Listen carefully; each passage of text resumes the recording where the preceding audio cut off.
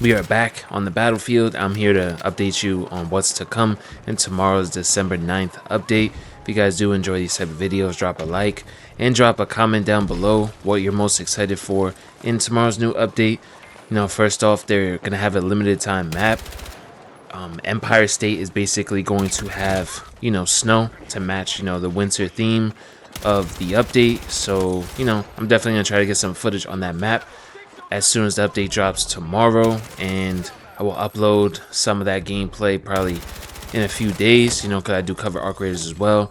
And getting into these main fixes, one of the biggest improvements is going to be through the audio.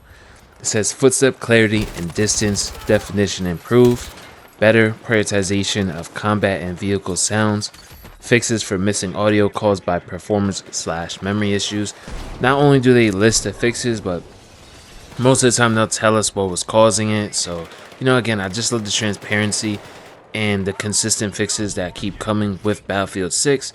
Haven't gotten to play too much Battlefield 6 as of late, so it's going to be very refreshing to feel a more polished Battlefield 6 by tomorrow. And I think this update is playable at 4 a.m. Eastern time, and I'm pretty sure you guys were able to preload the update. So as soon as you hop on 4 or 5 in the morning, you will be all set to try out the new update, the new map. And I've had a lot of experiences where I'm in a crazy battle, I'm in chaos, and I don't even hear like a tank rolling up on me until like they pretty much got their sights on me. Like I don't, like some audio just is missing, and it leads to me dying. And is it the end of the world? No, but I'm definitely glad they're fixing it. And I'm pretty sure you guys have experienced at least the footstep audio, being very inconsistent, where sometimes you could track people through the building and what floor they're on, and then there's other times where you just can't really hear anything, and then boom, you just got shot in the back of the head, and you're wondering how, with expensive gaming headset, most gaming headsets are pretty expensive these days, why didn't I hear them at all? Sometimes you think it's audio settings or different things you can change, but realistically it was being caused apparently by memory/performance issues. They obviously didn't give the full technical breakdown, but as long as that's being fixed and addressed, that is beautiful.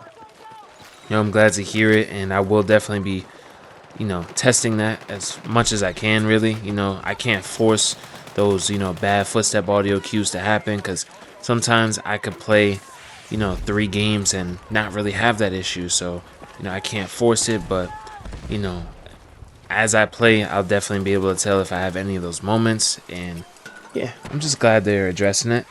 There's some updates on rush and breakthrough. Attacker flow improved across multiple maps. Reduced defender oversaturation. Updated capture areas for clearer objectives. Vehicle availability and spawn balance. Updated on Manhattan Bridge and Liberation Peak. And capture zones reshaped. Clarified for better readability. Okay, that's beautiful. See, like, some of these maps definitely did not flow good in rush and breakthrough. Sometimes with these maps on these game modes, you would find yourself getting like cornered in like one part of the objective. And for example, like I remember I think it's called Blackwell Fields. Basically, I was on, let's say, Delta, for example, and I think it was breakthrough, and they would just basically post up on each hill, on each direction, pretty much. So they would just be sniping us with marksmen and snipers, and they would essentially spawn camp and just keep us on that one flag, and it would be almost impossible to move out. So, fixing the pace and making it flow better is going to be essential for keeping this game growing and keeping the player base happy, of course, because some people are just not going to play that. Me personally, I don't play breakthrough often at all for that very reason. Some maps feel like sometimes when you get thrown into those late ones, these you're just getting trapped and swarmed, and you just can't do nothing about it. And that's the frustrating part. Sometimes I get thrown in those games where every single time I like click square, I click the button to spawn in, I'm just getting swarmed by so many people and so many different angles every time I spawn. It almost feels like I'm playing domination in Call of Duty, and they just they're spawn camping me or spawn trapping, I should say.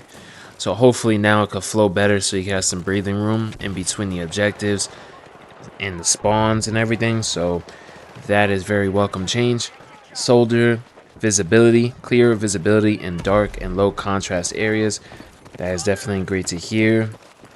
Certain buildings, certain environments, harder to see, soldiers in corners, especially close up. So, I think this map has a few buildings where it's a bit darker than others.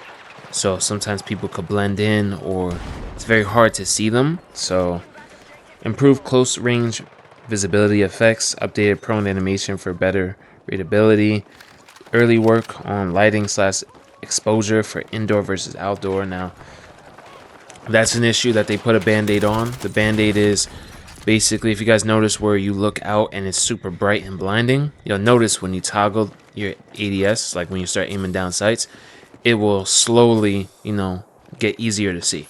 But like I said, if you're not going to want to be ADS all the time. You're going to be, just looking around, especially if you're looking at a big area from whatever window you're looking out of, that's just a band-aid fix. So now they're implementing some of their smaller changes that they do have for that issue, along with also being able to see soldiers or enemy combatants easier in close ranges, which is definitely welcomed and definitely needed.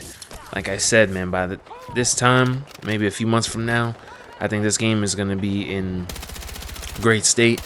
Now, the realistic thing for them to continue the growth and to be one of the top battlefields ever is just going to be the map sizes.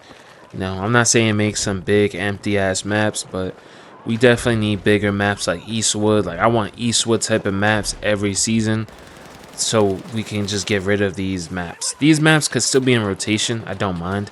I could obviously turn them off in custom, matchmaking, but I just want bigger maps for sure. The more bigger maps that we get, the more of these maps I could kind of turn off. Some of these maps are good. Like this one, I don't mind. This one's pretty good.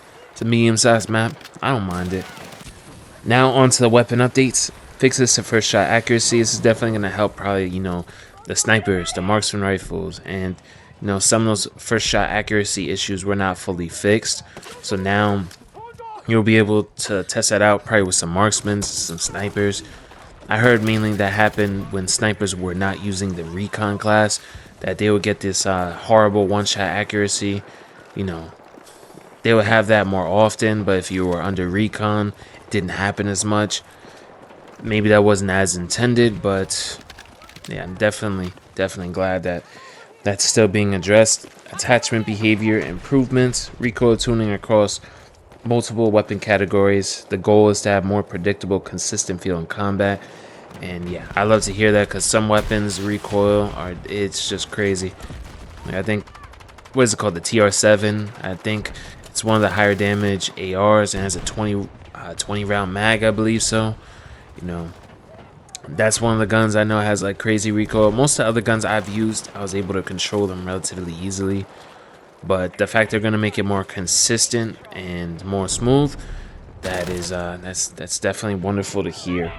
Hit reg and netcode adjustments as well. Investigating edge case hit reg issues, rare desync tied to destructible objects. Reviewing post cover def reports with new data.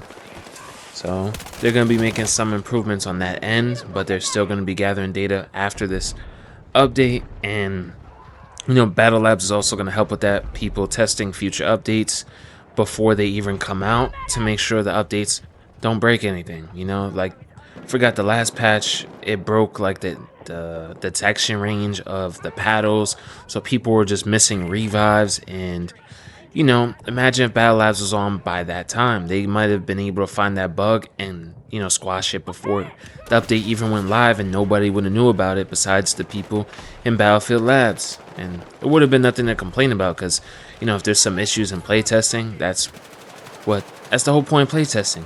You're just trying to find bugs to kill them before you go live with the update. So man, I'm just loving this. The future of this game is definitely very bright, has tons of potential as long as they keep going down the route of transparency and fixing everything we complain about. So Hope you guys are excited for tomorrow's update. Stay tuned for more Battlefield 6 and Arc Raiders content on the way, so stay tuned.